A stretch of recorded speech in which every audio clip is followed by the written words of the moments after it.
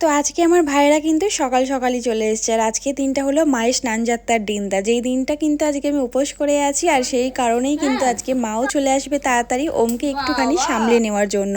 নাহলে এমনিতেই আমি লো প্রেশার রোগী, আর তার মধ্যে কিন্তু ওমকে সামলাতে গেলে বেহুশ হয়ে পড়েই না যায়। তো যাই হোক, মা কিন্তু চলে আসবে জাস্ট কিছুক্ষণের মধ্যেই, আর এসেও গেছে। তো দেখতেই তো পেলে বরমশা একদমই রেডি, আর আমিও এখানে রেডি হয়ে গেছি। মায়ের বানানো এই ব্লাউজটার শাড়িটাও মা দিয়েছে, কেমন লাগছে অবশ্যই জানিও। আর দেখো আমাদের শালকিয়াটা কত ভিড় হয়ে গেছে, আর এখন আমরা স্টলের সামনে চলে এসেছি। আর এখান দিয়েই সব মাকে কাঁদ দিয়ে, আর এই দিনটা কিন্তু আমরা উপবাস করে থাকি। আর যারা একদমই উপোস করে থাকতে পারে না তারা কিন্তু ফল বা লুচি খেয়ে মাকে কাঁদ নেয়। তো চলো, আজকে আমাদের পর্ব কিন্তু জাস্ট কটা 5টা দিয়ে শুরু বলতে পারো, আর শেষ হবে কিন্তু সেই সকালবেলায়, মানে একদম ভোরবেলায়। তো যাই হোক, চলো আমাদের তো পুজো শুরু। আর আমাদের শালকিয়া বড় মায়ের স্নানযাত্রা কেমন কি হচ্ছে তোমাদের সঙ্গে আজকে সেটাই শেয়ার করব। তো পুরোটা জানতে হলে কিন্তু পুরো ব্লগটা দেখতে হবে। তো দেখতেই পাচ্ছ এক এক করে কিন্তু সব জায়গার মা আসে, যেমন বড় মা, মেজো মা, সেজো মা, আরও অনেক মা আছে। তো চলো এবার এখন কিন্তু এসে গেছে আমাদের ভোলানাথ। তো ভোলানাথকে দেখছে এখানে পুচকিটা কি সুন্দর ডান্স করছে, দেখাই দেখো।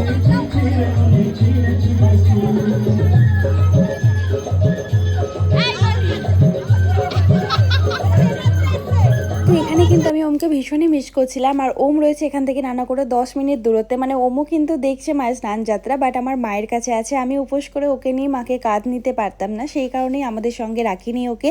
তো আমার এখানে কাঁধ নেওয়া কমপ্লিট হয়ে যাবে 8:30। আর আমার মায়েরা যেখানে দাঁড়িয়ে আছে ওখানে মায়ের মানে বড় মা, সেজো মা, সব মায়েদের পৌঁছাতে ভেবে নাও সেই বেজে যাবে 11টা 11:30। মানে এখান থেকে 10 মিনিটের দূরত্ব, বাট গোটা শালকিয়াবাসী যেহেতু এই দিন রাস্তায় জমায়েত থাকে, তো সেই কারণে সবার কাঁধ নিতে নিতে এতটা দেরি হয়ে যায়। তো বুঝতেই পারছো যে এইটা শালকিয়ার কতটা বড় উৎসব, আর কতটা আগ্রহের সাথে সবাই এই দিনটার জন্য অপেক্ষা করে থাকে মায়ের স্নানযাত্রার জন্য।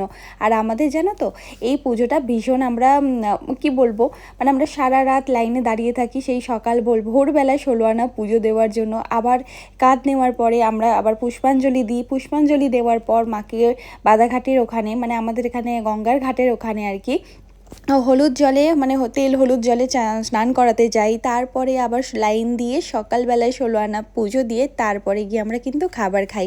আমাদের কাছে মায়ের স্নানযাত্রার দিনটা কিন্তু ভীষণ ভীষণ আনন্দের, আর আমরা ভীষণ এনজয়ও করি।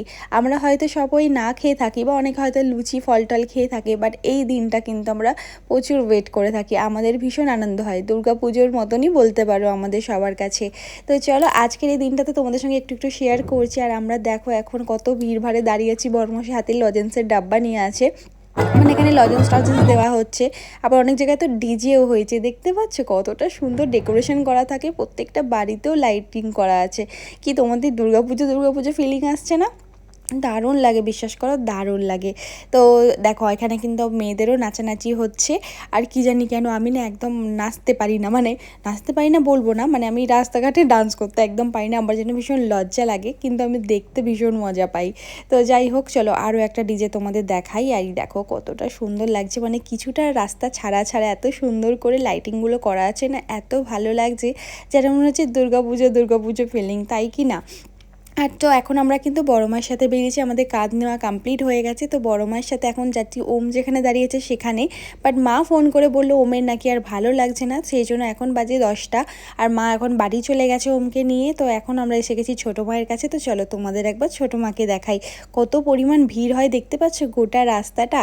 দেখো ছোটো মা কিন্তু এখান থেকে বেরায় না, এটার একটা কাহিনীও রয়েছে, যেটা আমি একদম সঠিকটা জানি না বলে তোমাদের সঙ্গে শেয়ার করছি না।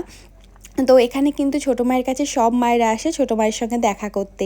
আর এখানে কত সুন্দর গান বাজছে দেখো, চলো একটু শোনাই।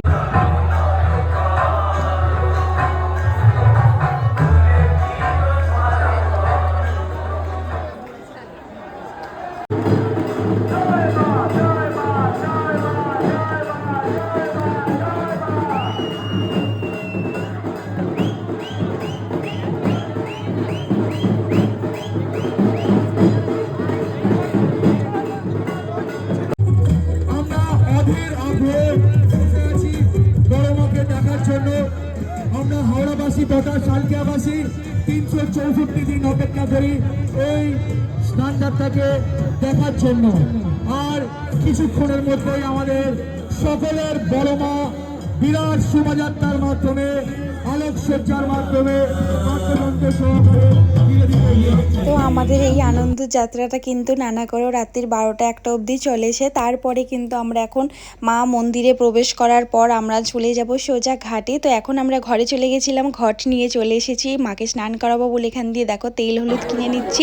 আর এখন যাব বাদাঘাটে মাকে স্নান করাতে। আর তারপরে দেখো মায়ের প্রসাদ কিনে নিয়ে 16 আনা পুজোর জন্য আমরা সব লাইন দিয়ে দিয়েছি। আর এই লাইনটা শেষ হবে কখন জানো? সেই সকালবেলা, মানে এই অন্ধকার দেখতে দেখতে কখন যে সকাল হয়ে যাবে টেরই পাওয়া যাবে না। যাই হোক চলো, মা কিন্তু ঢুকছে আর এখন বাজে ভোর 4:30।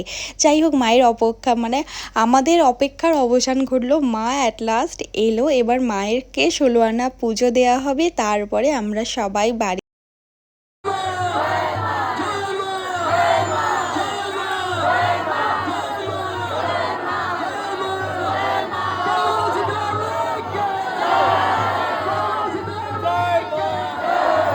তো আজকের ব্লগটা এইটুকুই। আর আমাদের শালকের একটা সবচেয়ে বড় উৎসব তোমাদের সঙ্গে শেয়ার করলাম। কেমন লাগলো অবশ্যই কমেন্টস করে জানিও, ভালো লাগলে অবশ্যই লাইক কমেন্ট করে পাশে থেকো আর চ্যানেলটা সাবস্ক্রাইব করে দিও। তো চলো আজকের মতো সকলকে টাটা।